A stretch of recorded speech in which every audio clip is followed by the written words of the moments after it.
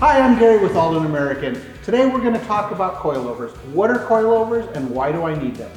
Automobiles since the beginning of time have used some form of a spring to support the vehicle. Starting in the 20s and the 30s, automobiles started using coil springs. Coil springs are still in use today. Aldan American manufactures coilover shocks. Coilover shocks combine both the shock absorber and the coil spring in one package. The coilover shock consists of a couple of different components.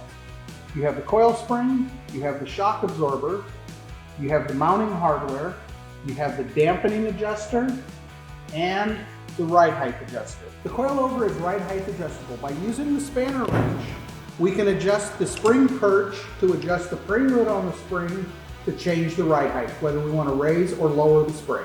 By moving the spring seat down, we'll lower the car. By rotating the knob clockwise, we'll increase the firmness of the shock. Also, by going counterclockwise, we'll soften the shock. The spring supports the car, so by choosing the correct spring rate will help you achieve a good ride quality and good handling. By choosing the correct coilover shock, we need to choose the correct spring rate and length so that it fits your application. The coilover spring supports the weight of the vehicle.